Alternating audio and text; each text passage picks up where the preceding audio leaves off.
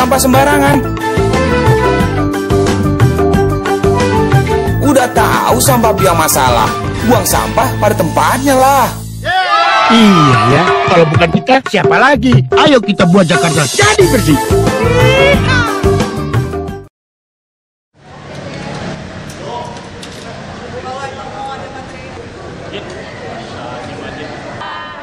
Nanya Pak soal penyerap ya,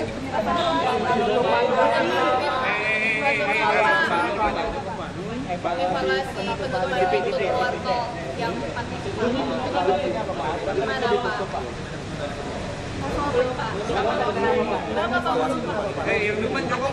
Ya belum rampung evaluasinya, belum evaluasi. Paling nanti hari ini mungkin dapat saya. Jadi masih ada kemungkinan lagi Pak. Apanya?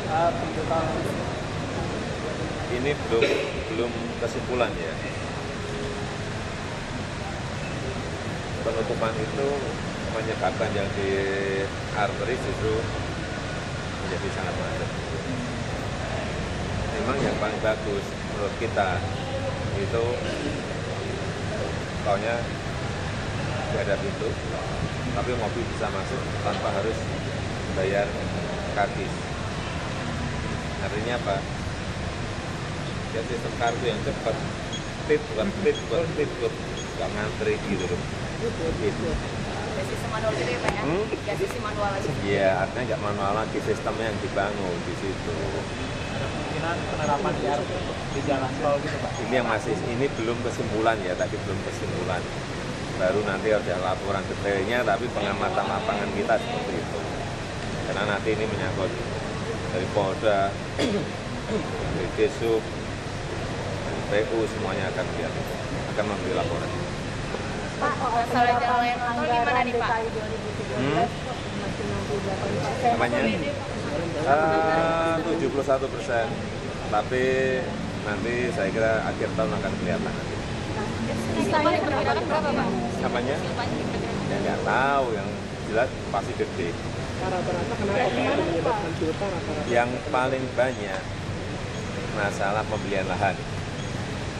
Jadi ternyata lahannya masih ada problem dokumen, sengketa yang dulu diperkirakan nggak ada masalah sengketa, ternyata ada yang ngeklaim gitu yang banyak. Sehingga yang banyak gagal di situ. Tapi tahun depan akan dianggarkan lagi nggak Pak pembelian lahan? Apanya? Tetap. Hanya memang harus dipastikan bahwa tanah itu bersih, tidak ada masalah, jangan sampai sudah dibeli ada masalah. Yang paling banyak itu. Tahun penyerapan berapa persen? Target sampai akhir tahun ini penyerapan Ya, di atas 90, di atas 90 dan Kenapa masih nggak nyampe 90%? apanya? Ya target. Yang tahun kemarin berapa? Tahun sebelum karena hanya 80-an. Pak, ada nggak Pak siapa yang gara-gara kita Gara-gara gini loh, tidak sesuai target, tapi harus ada alasan yang sangat kuat yang disampaikan kepada saya bahwa alasannya itu memang bukan karena tidak bisa kerja, tetapi ada masalah lapangan kayak tadi lahan yang sengketa, lahan yang ada masalah sehingga tidak bisa dibayar, itu masih bisa diterima. Tapi kalau karena pekerjaannya tidak beres, itu akan. Pak, jalan layang nontol Pak, gimana Pak tanggapannya Pak? Sejauh ini menemukan itu apa gitu? Belum, laporannya baru sepotong-sepotong, belum secara total. Pak, jalan layang nontol Pak. Hah? Menyerah apa?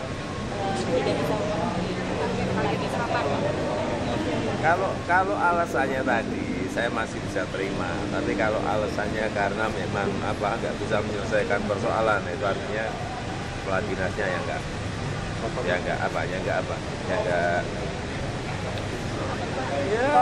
nggak bisa menyelesaikan masalah, nggak pintar menyelesaikan masalah, nggak pandai menyelesaikan persoalan, nggak pandai mencarikan solusi dari sebuah persoalan. Pak, koordinasi dengan pihak rumah sakit untuk BKS 2014 gimana Pak? Koordinasi dengan pihak rumah sakit untuk BKS 2014. Koordinasi, ya, saya 2014. Koordinasinya gimana dengan BKS? Tidak ada masalah. Tidak ada masalah. Pak, nanti silpanya sendiri untuk kemana Pak? Apanya? Jauh Pak. Oh, belum jelas juga ditanyakan. Nanti aja tahu. Gede Pak itu. Nanti kan baru tahu kalau sudah anggaran ditutup, bukunya ditutup, brek, baru berbicara. Oh, masih. Pak, BPH Migas bilang menyetujui bahwa soal wacana pencabutan gaji BBM. BPH Migasnya Setuju Pak, gimana Pak? mendukung Pak BPH Migasnya Pak. Yang memutuskan siapa sih? Ya pusat. Ya, tanyakan ke sana. Namun dari Pemprov DKI sendiri sangat merekomendasikan nggak sih Pak soal pencabutan? Gimana? Sudah diomongin bolak-balik. Untuk mobil, ya. Untuk mobil, ya. Sudah. Tetapi keputusannya ada di. Ya udah, tanyakan ke sana. Pak, warga waduk yang tidak mau direlokasi tindak lanjutnya gimana Pak? Hasilnya Pak, iya Pak. Belum investigasi Pak, itu gimana Pak? Sudah ada Beberapa sudah ketemu, tetapi belum final. Jadi saya belum bisa menyampaikan. Beberapa itu apa tuh Pak yang sudah ditemukan dari hasilnya? Bawa saja usah. Nanti kalau sudah mengumpul semuanya baru saya ngomong. Kemarin 2 hari Pak, ini udah berapa hari? Apanya? Arahnya ke utara. Pak, untuk warga waduk yang Masalahnya ada di direlokasi mana gimana Pak? Pak? Masalahnya ada di pihak mana? Arahnya ke utara. Ada di dinas atau ada Dari di mana dinasnya Pak? atau memang Yang ada dituduhkan selama ini? kesalahan dalam prosesnya Pak? Itu yang belum sampai ketemu total. Namanya ketemu unsur ungkap Tapi ada keliru nanti. kebocoran kapan kebocoran selesainya kapan? Gimana Pak? Ya kalau sudah rampung pasti selesai. Pak, tapi prosesnya tetap berjalan Pak. Prosesnya tetap berjalan, proses lelang. Apanya? Proses lelangnya tetap berjalan prosesnya. Ya berjalan, tapi bisa aja nanti kalau ada masalah diulang. Pak, kita tindak lanjutnya gimana Pak? Waduk yang tidak mau direlokasi Pak? Mungkin ada yang jadi gugur nggak Pak? Ya kalau memang di situ ada permainan bisa aja gugur. Tapi kan nggak apa-apa gugur 1 atau gugur 1000. Cuma 1 berarti Pak? Apa ada lainnya tuh? Ya bisa aja gugur 1000, tapi kan ada 10.000 yang lain. Pak, satu lagi dong Pak. Pak, program dulu Pak. ini Pak soal prioritas pembangunan DKI Jakarta untuk 2014 apa Pak? Prioritas pembangunan DKI Jakarta untuk tahun depan 2014. Tetap konsentrasi di macet, di banjir, dan tata ruang. Artinya di perumahan yang banyak nanti. Kalau persiapan untuk menghadapi banjir sendiri gimana? Persiapan DKI sendiri untuk menghadapi banjir sendiri? Karena masih musim hujan. Meresapannya udah Mudah-mudahan nggak ada banjir. Ya sudah, persiapan juga diajak ke kali-kali sudah, ke sungai besar sudah, ke sungai kecil sudah, ke sungai penghubung sudah, ke sumur resapan sudah, kan sudah kita ajak. Kemudian juga simulasi penanganan banjir nanti di lapangan seperti apa juga di semua tempat sudah kita lakukan juga. Tapi moga-moga tidak ada banjir. Untuk warga waduk yang tidak Kemarin direlokasi, juga tindak lanjutnya gimana kan Pak? juga hujan dari pagi sampai malam.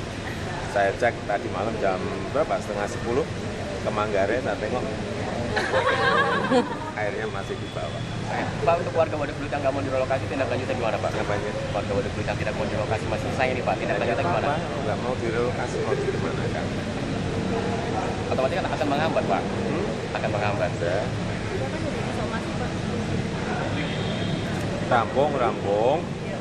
Rampung, selesai. Lihat aja. Pak, untuk dinas-dinas yang tadi serapannya tidak maksimal karena kurang perform, itu nanti gimana Pak? Mungkin akan diganti kan? Ya pasti ada. Ada yang diganti Pak? Loh ya pasti ada. Berapa Pak? Berapa no?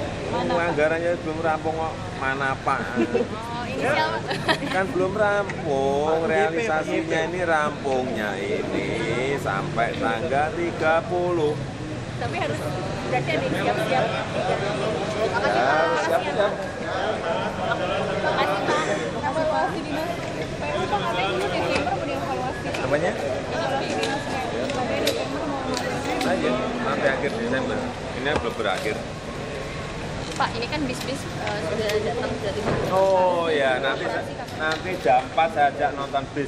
Di mana Pak? jam 4. Ya nonton bis keluar dari kapal, kalau bisnya kan sudah datang nanti jam 4 Di Tanjung Priok Pak.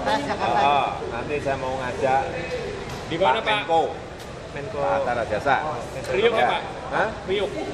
Priok gimana? Tanjung Priok. Yang datang berapa Pak? 100. Makanya yang datang nggak. Ini tahap awal ya Pak ya? Yang tahap awal itu? Kalau datang itu dikit-dikit sih 20, 30, 20, 30, 20, 30 itu. Nanti sore lah, nanti sore ikut. Sekarang kemana dulu Pak? Sekarang ini diundang Pak Menteri Menkumham. Satu lagi Pak, terkait penanaman kembali pohon Pak yang realisasinya yang waktu itu MRT. Ya nanti ditanam lagi, ada yang nanti ditanam di Riario, ada yang di Kuit, ada yang di tempat lain, ini baru disiapkan. Ya. Pak Jokowi makasih. Pak Suman. Oke.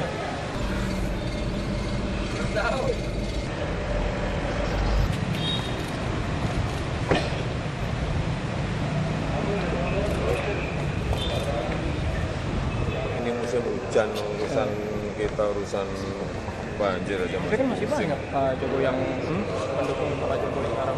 Iya, ini kan musim hujan, ngurusin hujan, ngurusin banjir aja pusing ngurusin relawan.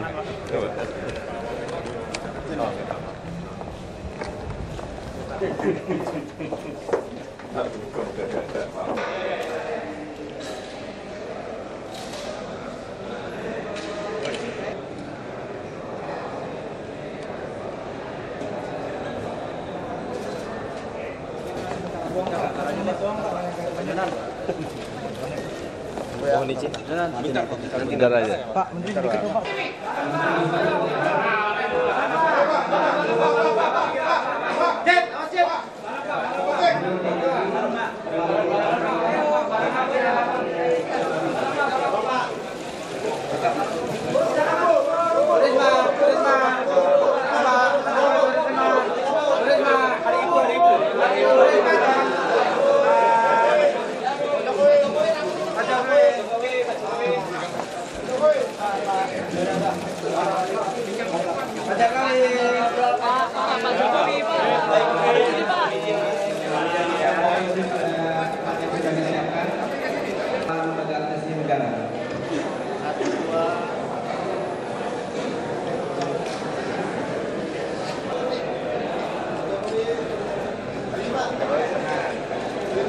Kami beri waktu.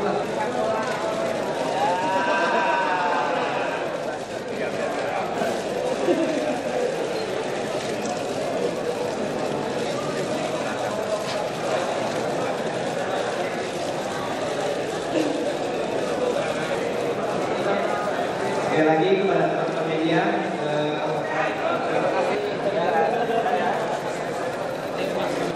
terima kasih kepada narasumber. Bapak Ibu, rekan-rekan media semua yang saya cintai, saya banggakan. Ini memang agak spesial akhir tahun, edisi akhir tahun.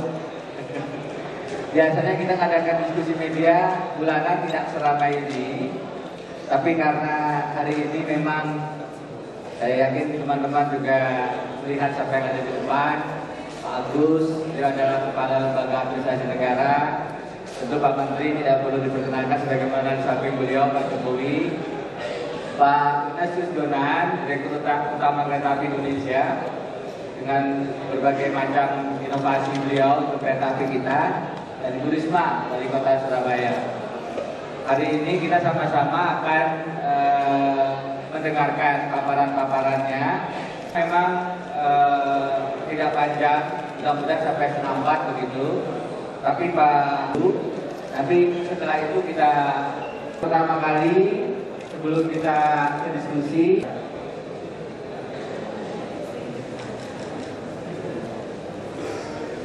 Bismillahirrahmanirrahim. Assalamualaikum warahmatullahi wabarakatuh. Selamat siang dan salam sejahtera bagi kita semua. Yang saya hormati Profesor Agus Diyanto, Kepala Lembaga Administrasi Negara,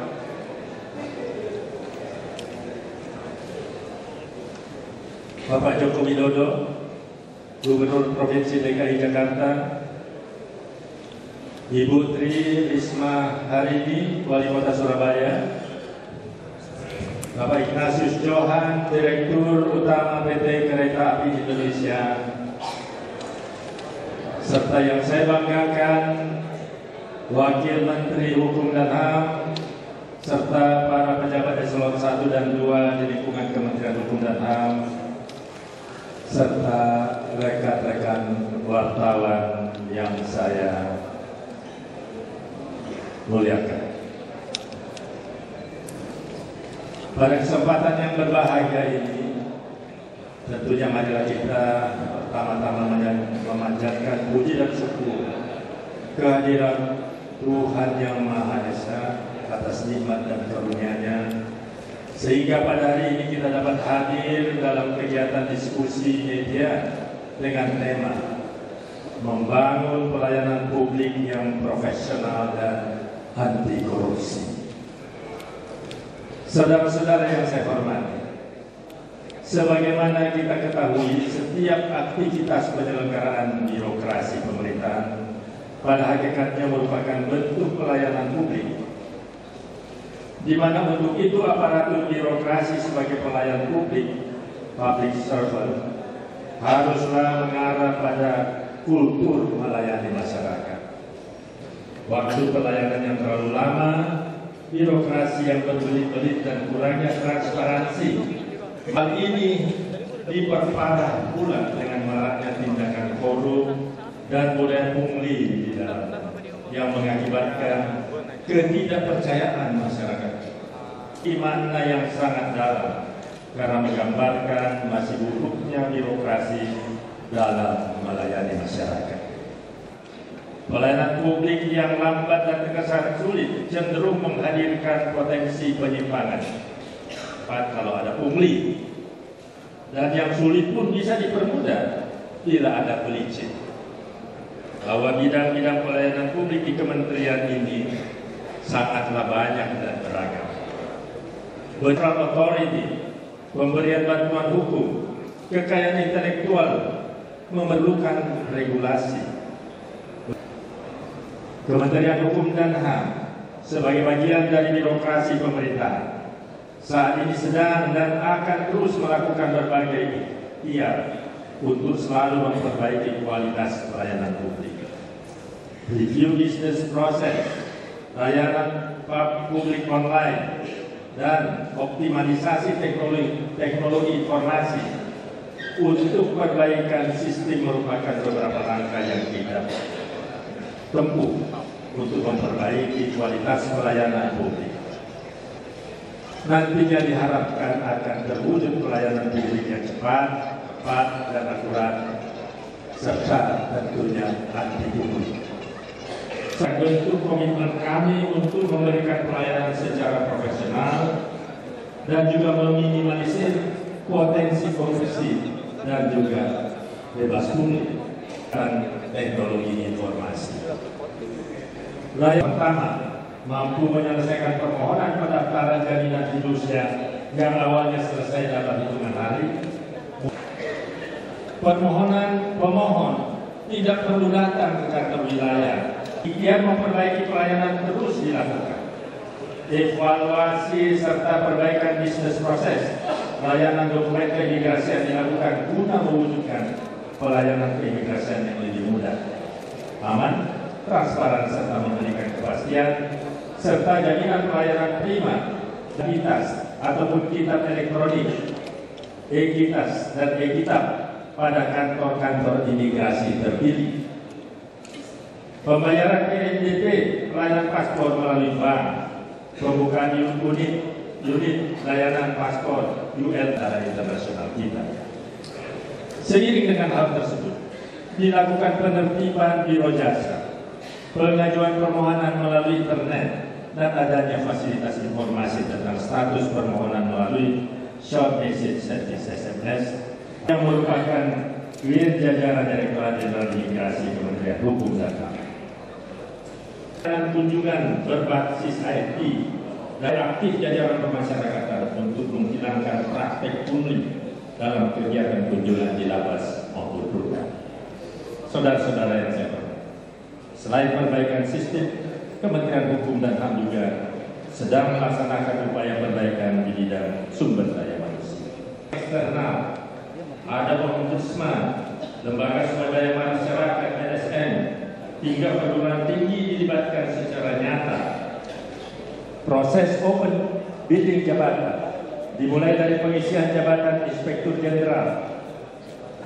Khusus open bidding Dirjen Pas, kita menetapkan metode yang sangat ketat dan terbuka luas untuk pengisian jabatan di Kementerian Hukum dan HAM. Sungguh terhormat karena telah hadir di tengah-tengah kita para narasumber yang merupakan tokoh dalam reformasi pelayanan publik di negeri ini. Telah dilakukan di institusi mereka masing-masing. Pada akhirnya para yang saya hormati, demikian yang dapat saya sampaikan dan besar harapan saya melalui acara ini dapat terpublikasikan secara luas berbagai tauladan perbaikan pelayanan publik dalam praktik birokrasi pemerintah. Pada akhirnya semua ini akan berujung pada upaya untuk mewujudkan clean and good governance menuju Indonesia yang lebih baik dan tentunya bebas korupsi. Wassalamualaikum warahmatullahi wabarakatuh.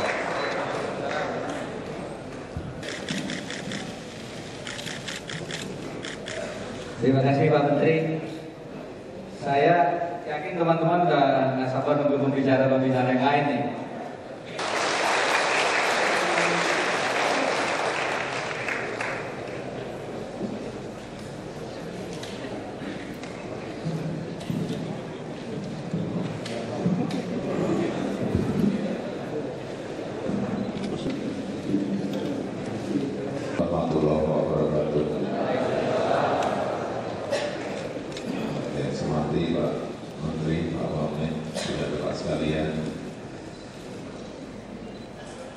Saya mungkin langsung ke materi saja.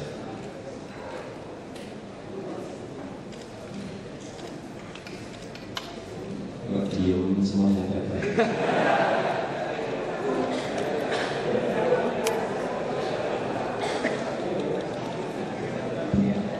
Jadi banyak yang menyampaikan kepada saya, kenapa sih saya harus setiap hari, betul-betul setiap hari, terus ke lapangan, turun ke bawah, berbicara dengan masyarakat, berbicara dengan akar rumput. Kenapa itu harus dilakukan? Jawaban saya sama, dari dulu sampai sekarang jawaban saya. Bagaimana kita bisa tahu persoalan, bagaimana kita bisa tahu problem di masyarakat, di lapangan, bagaimana kita bisa tahu masalah-masalah yang ada di bawah. Kalau kita bersentuhan tangan saja dengan masyarakat tidak pernah, bersentuhan kulit saja tidak pernah. Kita hanya di kantor, dan nggak tahu problem mereka apa, keluhan mereka apa. Sehingga ini perlu saya sampaikan, bolak-balik saya sampaikan. Jadi saya benar di kantor paling 1 jam dan ya keluar, karena masalah saya tidak ada di kantor. Ada 2 jam kalau pas ada rapat, tapi saya juga paling tidak senang rapat. Paling nggak kuat saya sebelum rapat, itu paling nggak kuat. Sehingga ya Pak, ya ke lapangan, dan lapangan itu persoalan itu bergunung-gunung, bergudang-gudang, bertumpuk-tumpuk kalau kita mau lihat betul. Banyak sekali. Waktu jadi gubernur awal, saya langsung masuk ke kampung. Apa yang saya lihat? Wilayah RT, terutama yang kawasan-kawasan, apa yang kita lihat? Banyak yang sakit tergeletak di rumah. Anaknya sakit, nggak bisa bawa ke rumah sakit. Bapaknya sakit, nggak bisa bawa ke rumah sakit. Ibunya yang juga sakit dari rumah sakit nggak bisa bawa pulang. Tidak hanya ratusan, tidak hanya ribuan, tidak hanya puluhan ribu, tapi ratusan ribu. Ya betapa sedihnya kita. Tiap hari yang kita lihat hanya itu saja. Kalau kita ke kampung, keluarnya itu. Kampung keluarnya itu. Kampung keluarnya itu. Dan kita lihat langsung, kita dengar langsung, sakitnya dia tidak tahu apa. Padahal saat itu di APBD kita ada 1,5 triliun, 1,5 triliun anggaran kesehatan untuk masyarakat, bukan anggaran di dinas kesehatan. Kalau anggaran di dinas kesehatan ada 8 triliun, tapi anggaran khusus untuk masyarakat itu 1,5 triliun. Saya tanya, bagaimana anggaran ini bisa sampai ke masyarakat? Karena saya lihat di lapangan, masyarakat tergeletak semua di rumah, tidak bisa mengakses pelayanan kesehatan. Jawabannya adalah karena ada SKTM, Pak. Anggarannya disiapkan dan tiap tahun juga habis. SKTM. Jadi kalau ada warga yang sakit, saya harus ke RT cari rekomendasi untuk SKTM. Dari RT saya ke RW, dari RW saya ke kelurahan, dari kelurahan saya ke puskesmas. Berapa? Ya kalau Pak RT-nya ada, ya kalau Pak RW-nya ada. Padahal yang sakit sudah gini-gini. Ini sistem apa? Tapi yang saya heran, duitnya ya habis itu setiap tahun. Ngerti saya, kemana nggak ngerti. Sehingga muncul ini kartu Jakarta Sehat. Kira-kira bulan November, sebulan setelah saya dilantik, ini keluar truk ke masyarakat. Sudah kita berikan sekarang 3,2 juta ini kepada masyarakat. Apa hasilnya? Berat semua pegang ini, semua lari semua ke rumah sakit untuk diobati. Loncatannya ada kira-kira 510.000, 510.000 semuanya berbondong-bondong ke rumah sakit semuanya. Ya karena mereka sudah bertahun-tahun sakit dan tidak diapa-apakan. Jadi benar mereka datang ke rumah sakit sudah betul. Akibatnya apa? Rumah sakit tidak bisa menampung, ruangannya penuh semuanya, tidak ada. Akibatnya apa? Saya Bapak Ibu ingat bulan Januari atau bulan Februari yang lalu, setahun yang lalu,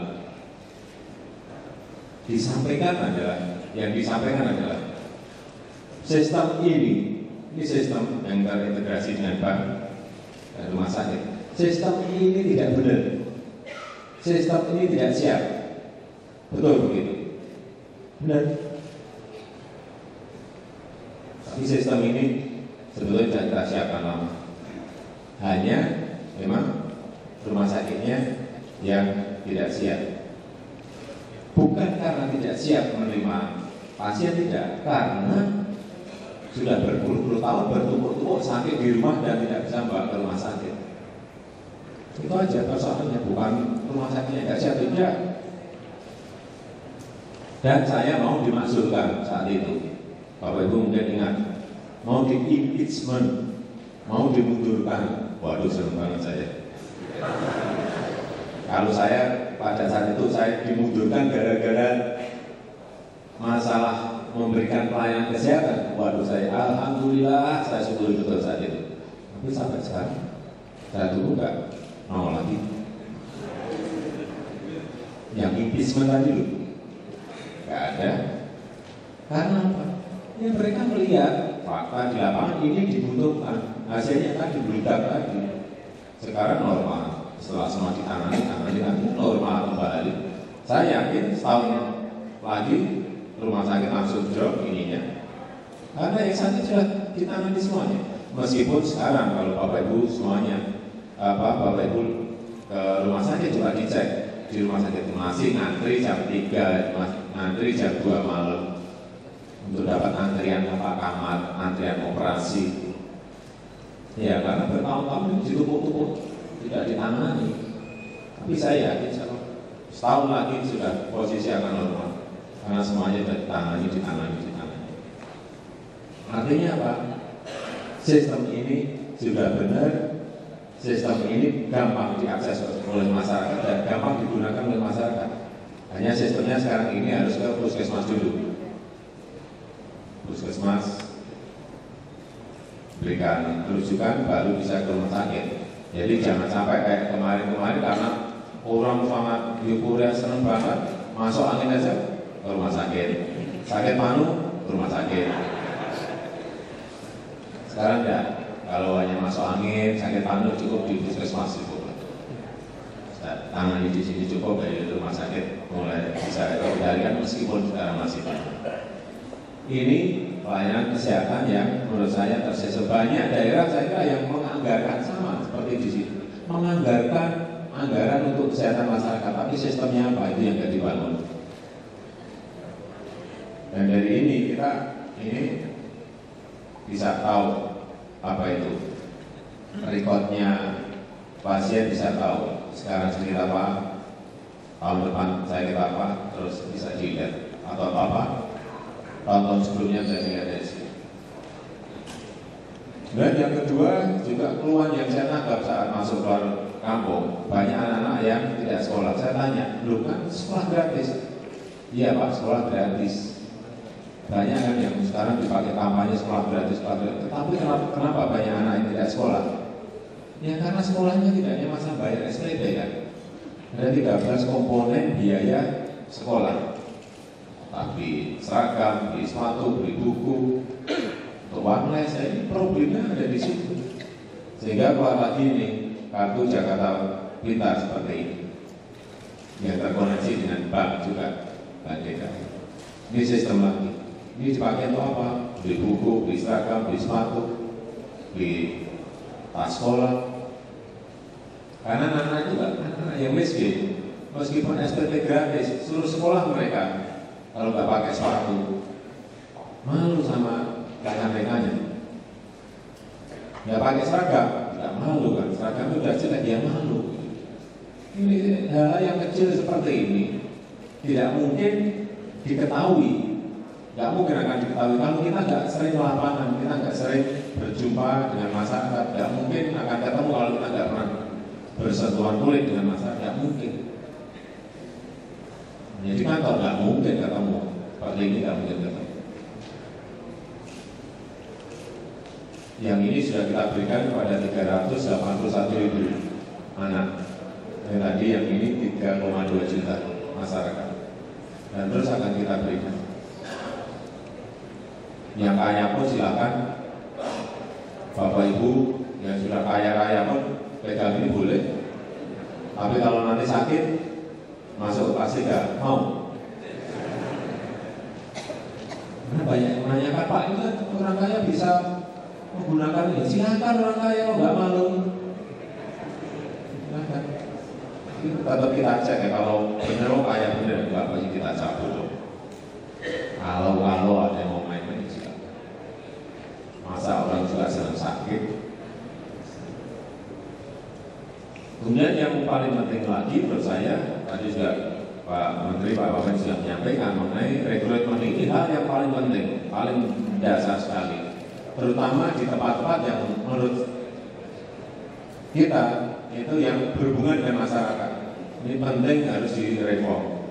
Oleh sebab itu yang pertama kali kita lakukan lelang jabatan itu di lurah dan camat. Dan sekarang ini dalam proses lagi kepala sekolah dan kepala puskesmas. Karena itu front terdepan yang bisa dirasakan oleh masyarakat. Itu juga kita temukan waktu kita berkunjung ke kelurahan. Kalau ke kelurahan tidak mungkin yang dia tanya lurahnya, pasti yang masyarakat urus apa Pak? Pak, dari KTP dan nunggu berapa jam? 5 jam Pak, 3 jam Pak. Saya seperti itu. Saya ini kan sesuatu yang harusnya cepat, kenapa harus dilambat-lambat? Ini memerlukan sebuah pimpinan, manajer di kelurahan, di kecamatan yang memang betul-betul mereka punya jiwa melayani. Kalau tidak akan mungkin. Dan memang masih terus terang waktu lelang jabatan yang pertama kemarin, kita masih sulit mencari itu. Dari yang ikut tes saat itu hampir 60% itu tidak berada pada kualifikasi. Tapi masa mau kita untuk pertama ya sudah lah, karena kita dapat kira-kira 20%, tapi harusnya ke depan itu betul-betul semakin strict, sehingga kita dapatkan manajer-manajer yang semakin baik di tingkat kelurahan dan di tingkat kecamatan, di sekolah, di puskesmas, terutama yang berhubungan dengan masyarakat atau di kantor-kantor pelayanan masyarakat. Yang pertama kita lakukan lelang jabatannya, langsung kita dapat saat itu 440 camat dan lurah, yang baru kira-kira 40%, yang lama 60%. Jadi yang 40% ya terpaksa kesingkir. Kemudian kita perbaiki juga fasilitas-fasilitas di kelurahan, baik tempat tunggu, baik tempat pelayanan, semuanya pada format bentuk yang sama. Tapi juga seperti ini, meskipun sudah kita siapkan orangnya, sudah tempatnya, fasilitas tempat kelurahannya sudah, tapi kalau tidak ada manajemen kontrol, dia akan lepas lagi. Oleh sebab itu ya, tiap hari pagi, sore pasti saya cek apakah sudah on jam 7.30, apakah masih on jam 4 sore, karena memang pelayanan jam 7.30 sampai jam 4. Dan masih ada 1-2 yang saya ke sana jam 8:04, masih belum siap, paling ya besoknya saya copot. Ya gampang menurut saya. Bedanya saya sama Pak Wagub saya, Pak Ahok itu bedanya hanya satu. Pak Ahok itu kalau mau nyopot orang 3 jam dimarahi dulu. Wak itu 3 jam, setelah itu dicopot. Terus saya nggak pernah marah. Paling besok langsung hilang.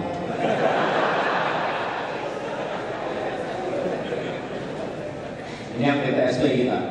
PTSP yang saya siapkan kira-kira 6 bulan, dan baru kira-kira berapa? Seminggu yang lalu perdanya sudah siap. Dan fasilitas tempatnya sangat bagus.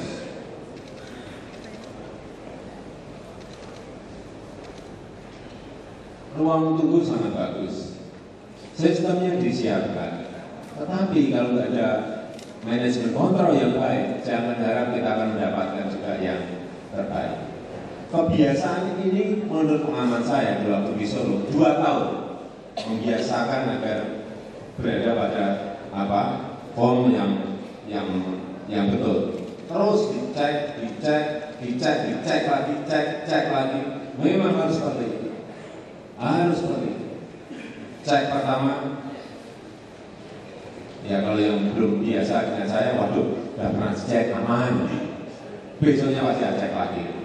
Wah sudah dicek yang kedua, nggak mungkin kesini lagi. Saya cek yang ketiga lagi. Nggak mungkin sudah ketiga, saya cek yang keempat lagi. Pasti, karena manajemen kontrol di pemerintahan kita ini lemah. Harus saya sampaikan, sangat lemah. Manajemen perencanaan baik, manajemen organisasinya kita kelola dengan baik, dilaksanakan, tapi nggak ada checking dan manajemen kontrol, ya akan lepas. Pengalaman yang saya lihat selama 9 tahun memegang di pemerintahan, karena sebelumnya saya di swasta. Contoh ini, yang pelayanan 1 pintu di Jakarta Timur.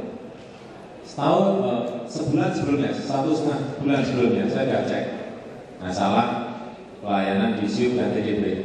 Saya tanyakan, saya datang, saya tanya ke pemohon, gimana ngurus TDP? Iya Pak, lama Pak, berapa hari? 3 minggu Pak, 2 minggu Pak. Yang 1 minggu ada 2 minggu, 3 minggu, macam-macam. Pasti saya ngerti kalau kenapa ada seminggu, ada 2 minggu, ada 3 minggu. Nah, tergantung kan. Ya saya nggak usah ngomong tergantung apa, udah ngerti semua. Saya sampaikan. Ya oke, sekarang siap. Saya minta nanti saya kesini lagi sudah beres. Tidak seminggu, 2 minggu atau 3 minggu. Iya Pak, siapa? Benar, siapa? 1,5 bulan saya kesini lagi. Yang waktu saya satu tutup ngamuk. Saya datang, saya cek lagi. Gimana? Saya gimana itu kalau pemohon? Ya masih Pak, seminggu Pak. Seminggu Pak. Tidak ada berubah. Saya tanya ke petugas, bagaimana sekarang? Pelayanan SIP dan TDP?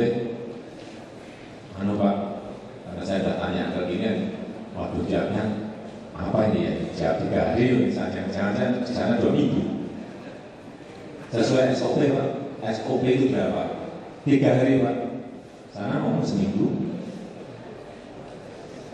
Iya Pak, tapi SOP-nya 3 hari. Saya tanya, SIP itu apa sih? Coba berikan contoh ke saya. Saya diberi contoh satu blender, satu order gitu. Saya baca, ternyata di SIP itu hanya ada tulisan 5. Hanya 5 tulisan, karena belangkonya kan sudah ada. Tulisannya apa? Nama perusahaan, nama pemilik, alamat,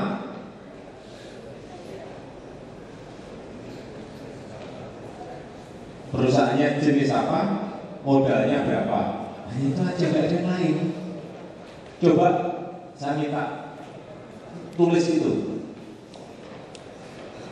berapa menit, 3 menit rampung. Ya kok bisa harus seminggu, harus 3 hari? 3 menit rampung kan? Ya Pak, di sini Pak ngetiknya 3 menit Pak.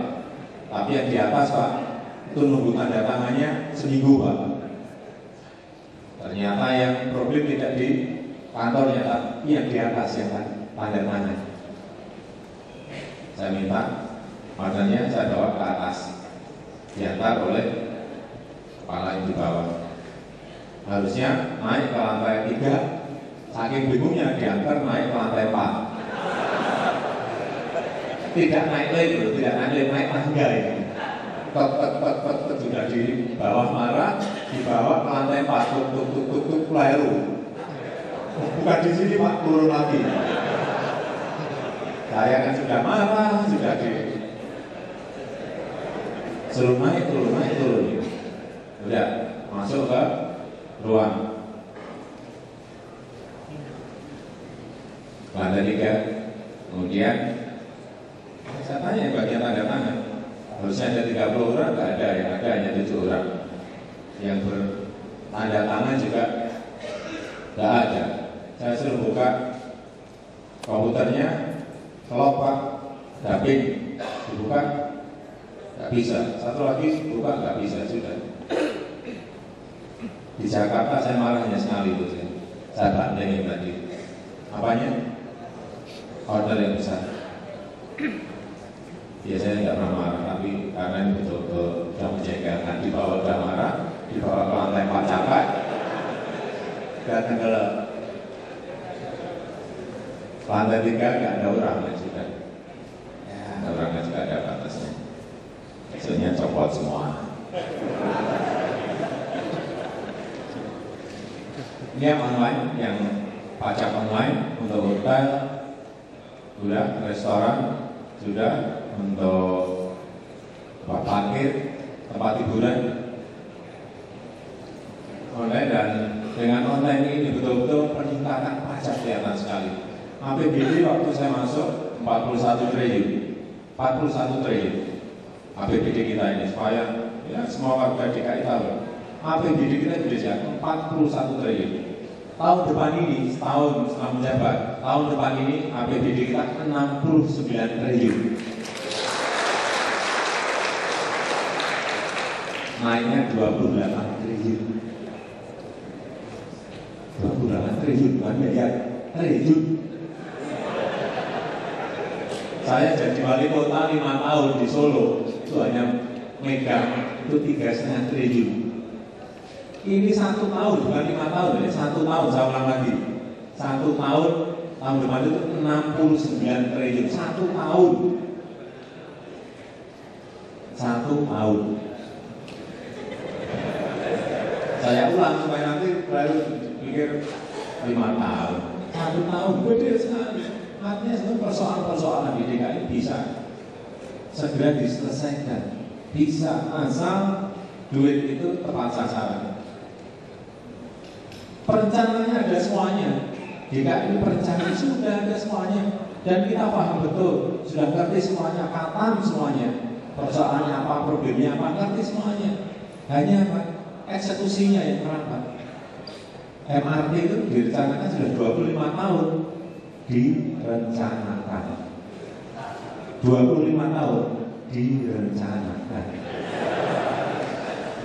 rencananya ada kita pernah diskusi, duitnya juga ada ya, kita terlambat dan anggaran sekarang ini semuanya kita buat poster sekarang juga supaya masyarakat juga mengawasi.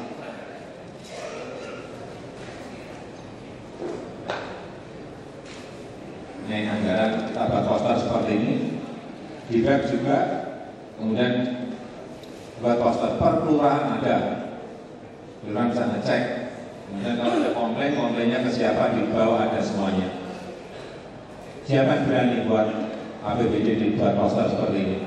Kecamatan ada juga, ada komplain, sampai detail sekali. Misalnya Pak, urusan operasional mobil tangki, penyiraman taman berapa, volume anggaran berapa, tabunya ke siapa, ada semuanya di sini. Supaya Pak masyarakat juga ikut dalam sistem manajemen kontrol kita, mengawasi. Wah, duit kita 69 triliun. 69 triliun. Kalau kecamatan begitu diwali. Gede sekali. Masyarakat kalau semuanya ikut mengawasi, ikut dalam sistem pengawasan kita, ya mana uang-uang itu aman. Bayangkan kalau saya 5 tahun pegang Jakarta, rata-rata kali 69, rata-rata kali 70, 350 triliun. Masa nggak bisa menyelesaikan masalah-masalah yang ada? Mestinya bisa, mestinya. Kalau tepat sasaran, tembakannya harus tepat. Ya tahu, berpuluh-puluh tahun yang akan negara. Dan APBD kita sekarang sudah kita buat cash management system. Setiap detik saya bisa lihat mutasi di APBD kita berapa, diambil untuk apa, depositonya berapa, juga bisa kita cek semuanya dengan cash management system, dengan iPad yang kita punya ya. Tapi yang bisa bukanya saya dan Waktu. Ini kontrol agar pergerakan uang kemana itu bisa kelihatan semuanya. Dan ini sebetulnya semua lembaga kalau berani menerapkan cash management system aman semuanya. Kunci dan ini mulai mulai besok akan saya linkkan dengan BPK. Plot dengan BPK, sudah BPK sudah ikut ngecek. Sudah. Kan kelihatan. Ya kita ini semuanya, kita ini sudah capek semuanya kita. Harus mulai kepada akuntabilitas, transparansi. Enak semuanya, Bapak Ibu, kita semuanya kerja juga enak, tidur juga enak, makan juga enak. Meskipun saya kurus seperti ini, makan enak. kan enak sistemnya. Ini juga kita mulai e-budgeting, sistemnya dibangun, juga ngontrol yang mudah. Proses ini kita lalui semuanya. Kemudian e-purchasing sama yang kita e-katalog. 2 minggu yang lalu waktu kita beli dump truck untuk sampah, kalau pakai lelang hitungan kita paling dapat 80. Dengan e-purchasing kita dapat truk 92 truk plus masih sisa 2,9 miliar. Murah sekali, efisien sekali. Sehingga ini kita semuanya yang perlu yang bisa di-i-kan, bukan ikan di-i, yang bisa di-i, bisa di-i, tidak. Sistemnya semua terbangun dan insya Allah semuanya akan menjadi lebih baik. Terima kasih. Assalamualaikum warahmatullahi wabarakatuh. Waalaikumsalam. Baik, terima kasih Pak Jokowi. Tadi sudah saya sampaikan, Pak Menteri ada ditunggu sudah acara jam 2, jadi beliau mendahului kita.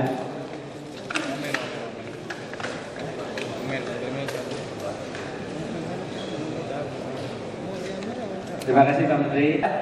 Ada satu Pak, ada satu. Ya, satu aja. Langsung aja, langsung silakan. Ya. Assalamualaikum warahmatullahi wabarakatuh.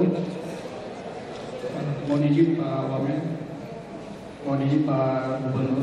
Langsung aja. Ya, Adi Talsif dari Direktorat Jenderal.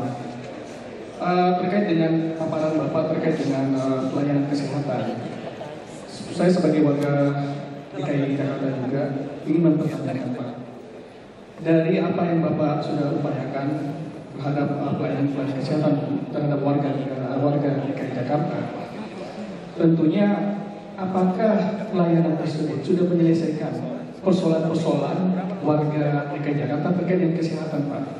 Karena apa? Saya belum tahu anggaran kesehatan yang Bapak anggarkan itu berapa besar dibanding kalau Bapak sendiri memberikan juga memberi pemahaman terhadap warga DKI Jakarta, sehingga ini bukan persoalan mereka tiap hari datang ke rumah sakit melapor memeriksa diri, akhirnya anggaran-anggaran itu terpakai untuk melayani masyarakat. Tapi bagaimana masyarakat juga mengetahui bagaimana pola hidup sehat? Kalau pola hidup sehat, tentunya dari jumlah warga DKI Jakarta yang diperiksa di rumah sakit itu kemudian menurun, otomatis anggaran juga akan menurun Pak. Dan anggaran tersebut yang Bapak bisa kelola 200 miliar, ini contoh, taruhlah 200 miliar Bapak anggarkan untuk melayani masyarakat, untuk mendapatkan pelayanan kesehatan, itu bisa ternyata dalam program Bapak 5 tahun ke depan atau 2 tahun ke depan ternyata itu bisa menurun, bisa dipangkas. Artinya sisa dari anggaran itu taruhlah habis 150 miliar, 150 itu bisa dialihkan ke anggaran yang lain Pak. Pendidikan contohnya seperti itu. Nah ini apakah penyelesaian dengan memberikan kartu sehat itu akan suatu penyelesaian? Bagaimana program lain yang artinya memberikan suatu pemahaman kepada warga DKI Jakarta terhadap pelayanan kesehatan? Terima kasih. Assalamualaikum warahmatullahi wabarakatuh. Merubah pola hidup masyarakat, lingkungannya dibuat baik sehingga sehat. Kalau sekarang coba Bapak bisa lihat di Penjaringan, di Pademangan, di Cakung, di Cilincing, di Tanah Tinggi, bagaimana mereka nggak sakit? Selokan mampet semuanya, buang air di situ semuanya, sampah ada semuanya di lingkungan itu. Bagaimana kita mau sehat?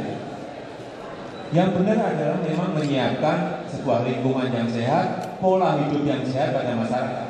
Dan itu memang membutuhkan waktu yang panjang. Ini yang jangka pendeknya dengan sistem kartu ini. Betul, kalau itu betul. Lingkungan yang sehat, pola hidup yang sehat yang benar itu. Tapi ini memakan waktu.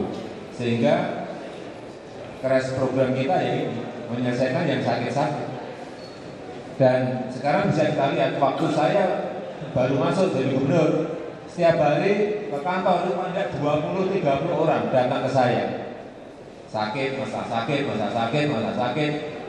Setelah ini keluar, kartu ini keluar, Sampai sekarang saya tidak pernah didatangi oleh masyarakat gara-gara masalah sakit. Nggak pernah, sama sekali nggak pernah. Artinya menurut saya urusan masalah sakit penyakit sementara ini bisa diselesaikan, tetapi memang persoalan besarnya ada di pola hidup dan lingkungan mereka yang harus sehat. Saya setuju. Baik, Ibu, ya.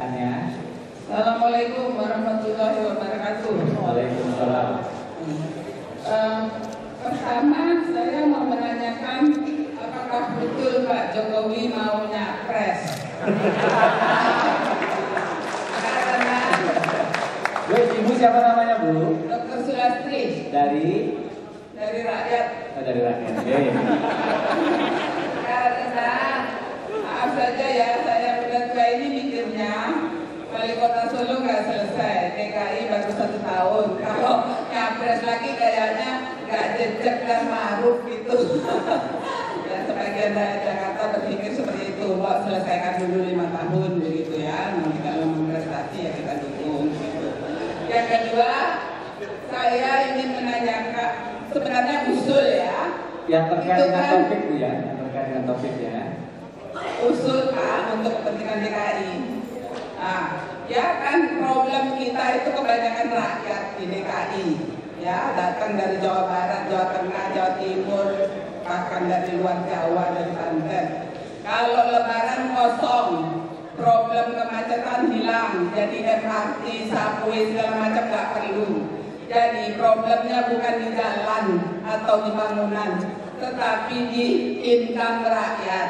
Jadi kenapa Pak Jokowi tidak menggunakan teori saya waktu zaman Sutioso pernah saya kasih, supaya provinsi miskin dan kaya bersinergi.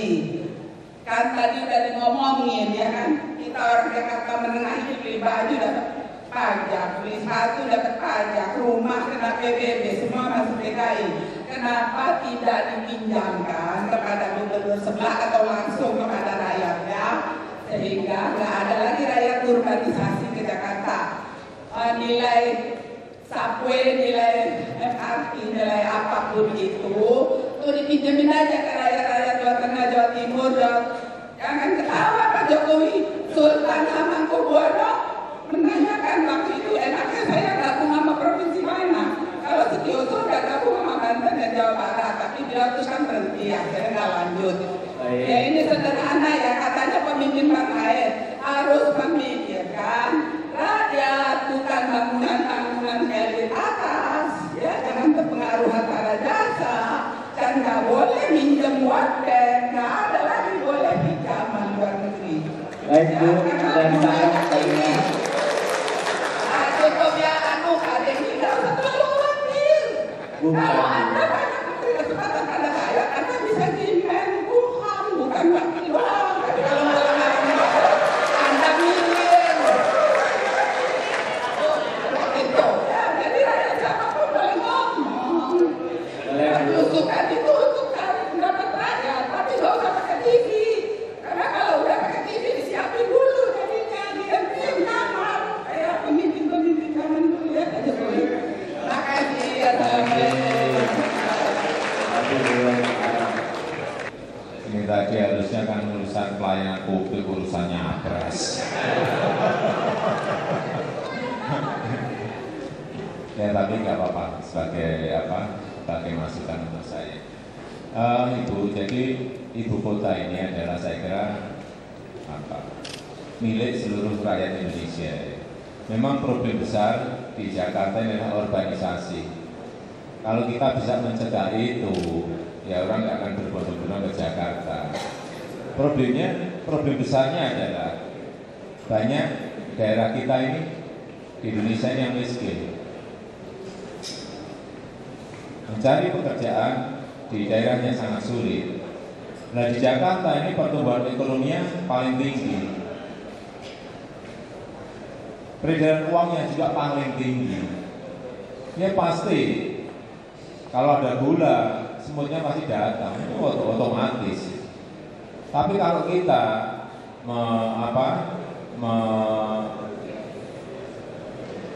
mendorong APBD kita untuk ke daerah yang lain, ya saya bisa dihabisi oleh DPRD kita, nggak bisa. Kalau saya keputusan hanya di saya bisa saja, tapi kalau keputusan persetujuan kan ada di Dewan. Menurut saya yang paling benar adalah pemerintah pusat itu mendorong agar perputaran uang itu tidak di Jakarta. Yang pertama, yang kedua, investasi juga tidak semuanya masuknya ke Jakarta, dorong semuanya ke daerah, sehingga ada pekerjaan di daerah, sehingga ada peredaran uang yang ada di daerah, sehingga orang di daerah tidak mencari pekerjaan di Jakarta, tapi di daerah mereka sendiri itu ada pekerjaan. Ini yang menurut saya belum dilakukan, semuanya terkonsentrasi. Uang ini yang beredar di Jakarta 65% uang ini beredar di sini. Ya semua orang otomatis ke sini. Otomatis, dan nggak bisa Jakarta kita buat pagar, buat pintu, orang masuk beri karcis baru bisa masuk ke Jakarta, nggak bisa. Nggak bisa. Jadi memang problem besar kita, problem besar DKI ini urbanisasi. Dan nanti kalau tata ruangnya sudah betul, artinya apa?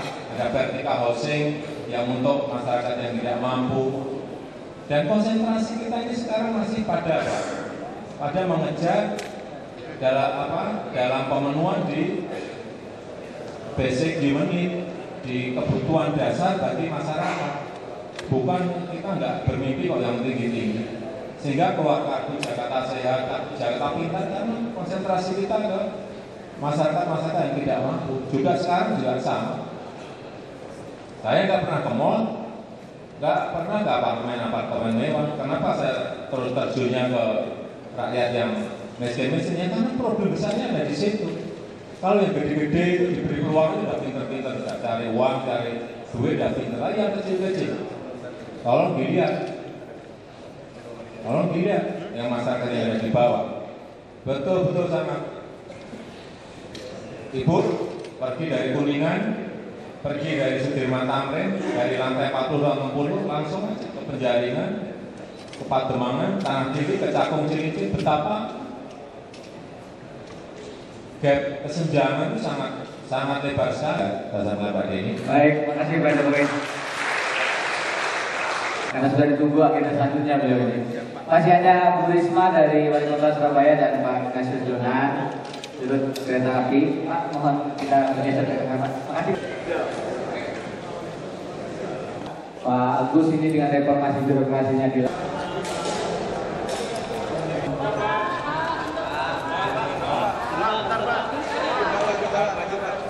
sudah kok. Pak, terkait jalan layang nontol, Pak, kan mulai beroperasi tanggal 3 September. Pak, terkait jalan layang nontol, Pak, kan mulai beroperasi tanggal 3 September, Pak. Kira-kira saya pilih apa, Pak, untuk mengurangi kemacetan, Pak? Jalan layang nontol, Pak. Ya, mengurangi ya, tapi saya kira juga nggak banyak. Tapi kita lihat nanti. Mungkin minggu depan lah. Minggu depan. Bapak mengenai rencana minggu depan kita coba dulu. Ada apa? Uji coba dulu, baru nanti dipakai. Ada beberapa yang masih kurang.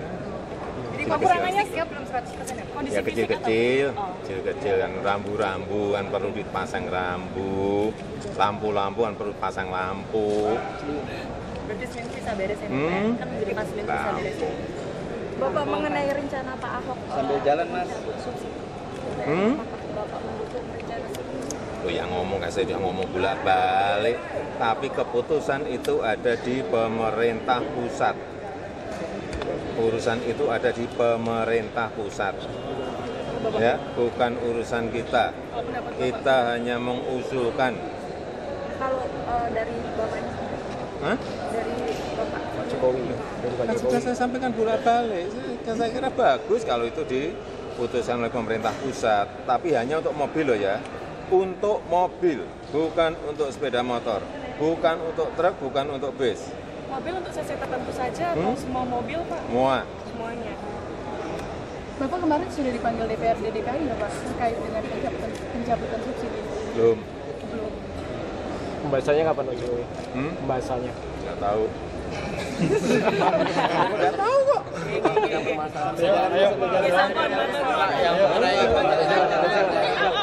Ada masyarakat yang menamai dirinya pro Jokowi gimana Pak? Apanya? Ada masyarakat yang menamai sebagai pro Jokowi Pak? Pro Jokowi Pro Jokowi. Pendapat Bapak sendiri. Kenapa? Masyarakat yang menamakan diri sebagai pro Jokowi. Ini gimana? Ngapa mas? Ngapa? Bapak, ya mungkin survei Pak di KPD rame tuh Pak. Gimana? Buat Bapak jadi presiden Pak. Satu-satu apa? Gimana? Survei itu kan terus banyak yang mendukung Bapak dan menamai. Menamai apa? Terus ngapain? Pertanyaannya? Komentarnya Bapak sendiri terkait dengan dukungan masyarakat itu. Biasa aja. Mereka dukung calon presiden. Kita ini ngurus, tapi yang jalan nontol, realisasi anggaran, hujan tiap hari kayak gini aja. Pusing ngurus. Wilayah politik tanya. Belum kepikiran untuk RI 1 Pak? Belum kepikiran untuk RI 1? Nyalonin diri jadi RI 1 Pak? Mengurus pekerjaan sekarang ini di akhir tahun saja. Lihat mata saya merah enggak? Pak, menghadapi Natal dan Tahun Baru gimana Pak? Menghadapi Natal dan Tahun Baru Pak, DKI Pak, menghadapi Natal. Saya sampai saat ini masih konsentrasi kerja di pekerjaan saya sebagai gubernur. Pak, siap disampaikan dengan Bu Mega Pak. Sepanjang November Desember Bapak disuratkan Apanya? sepanjang November Desember itu banyak serangan ke Pak Jokowi sehingga kuadran negatif Pak Jokowi paling tinggi di antara. Diserang ya nggak apa-apa diserang aja. Tapi kenapa nggak seperti yang dulu Pak? Misalnya ada ngapain? Ngapain? Ya ngapain itu diserang? Ya pendukung lain sih. Pendukungnya siapa? Persiapan DKI Pak untuk menghadapi persiapan Pak tahun baru Pak. Ada seperti tahun kemarin lagi nggak Pak?